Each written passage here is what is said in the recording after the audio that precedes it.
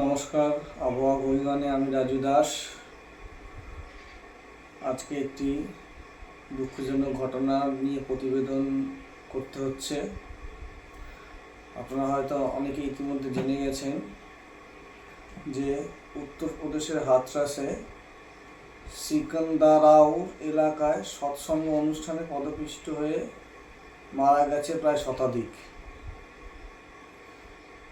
এটা যদিও আমাদের দেশে নতুন নয়, বিগত কয়েক দশকে দেশের বিভিন্ন স্থানে বিশেষত বিভিন্ন ধর্মীয় অনুষ্ঠানে পদপিষ্ট হয়ে মারা যাওয়ার ঘটনা একটা আকছার বিষয়।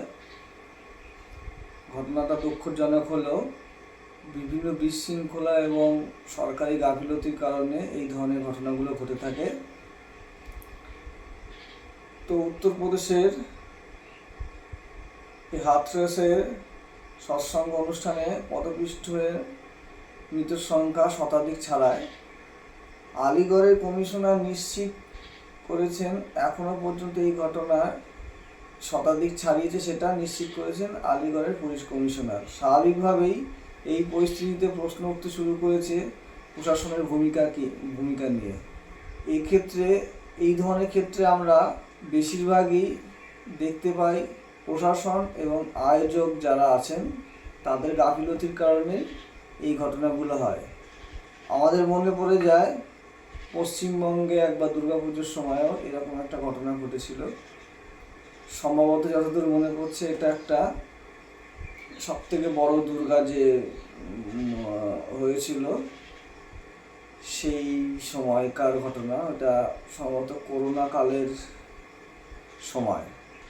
পদপিষ্ট হয়ে মৃত্যুর ঘটনায় সৎসঙ্গের আয়োজক কমিটিকে দায়ী করেছে অনেকে। প্রত্যক্ষদর্শীদের একাংশের দাবি সৎসঙ্গের জন্য যে প্যান্ডেল বাঁধা হয়েছিল তা ঘেরা ছিল, পাখার ব্যবস্থা করা হয়নি। প্যান্ডেল খোলামেলা থাকলেও আর্দ্রতা এবং গরমের কারণে সকলেই হাঁসফাঁস করছিল।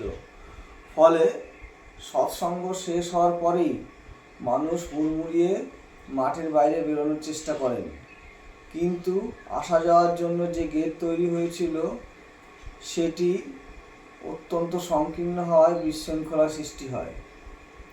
অনেকে মাটিতে পড়ে যান, বাকিরা তার উপর দিয়ে বাইরে বেরিয়ে যাওয়ার চেষ্টা করেন। স্থানীয় সূত্রে খবর, নারায়ণ সাকার ওরফে ভোলে বাবা নামে স্বঘোষিত এক ধর্মীয় গুরুর জন্য মানব মঙ্গল মিলন সম্ভাবনা অনুষ্ঠান কমিটির তরফে সকাল 11টা থেকে দুপুর 3টে পর্যন্ত এই সৎসঙ্গের আয়োজন করা হয়েছিল। অংশগ্রহণ করেছিলেন হাজার হাজার ভক্তদের মধ্যে অধিকাংশই ছিলেন মহিলা। উত্তরপ্রদেশের বিভিন্ন জায়গা থেকে ওই সৎসঙ্গে যোগ দিতে এসেছিল তারা। ওখানেই ঘটে যায় বিপর্যয়। হুড়মুড়িয়ে বেরোনোর সময় পদপিষ্ট হয়ে মারা গিয়েছে অনেকে। মহিলার সাথে সাথে শিশুরাও মারা গিয়েছে, আহত হয়েছেন অনেকে। আহতদের ইটাওয়া হাসপাতালে ভর্তি করানো হয়েছে। এই ঘটনা প্রকাশ্যে আসাতেই তখন ভারতের সংসদে মোদির বক্তব্য বা ভাষণ থামিয়ে হাথরাসের ঘটনায় শোক প্রকাশ করেন। সব রকম সাহায্যের আশ্বাস দিলেন তিনি, জানালেন প্রশাসন উদ্ধার কাজ করছে। সেই সময় বিরোধীরা চিৎকার করে বলেন, মণিপুর নিয়েও কিছু বলুন। অর্থাৎ একটি দুর্ভাগ্যজনক ঘটনা ঘটেছে, সেখানেও ভারতের রাজনীতিবিদরা সংকীর্ণ রাজনীতি করতে দ্বিধাবোধ করেন না। এর আগে স্বাধীন ভারতে প্রথম এবং বৃহত্তম পদপিষ্ট হয়ে মৃত্যুর ঘটনা ঘটেছিল উত্তরপ্রদেশেই। সেটা ছিল 1954 সাল ইলাহাবাদে, বর্তমান যেটা প্রয়াগরাজ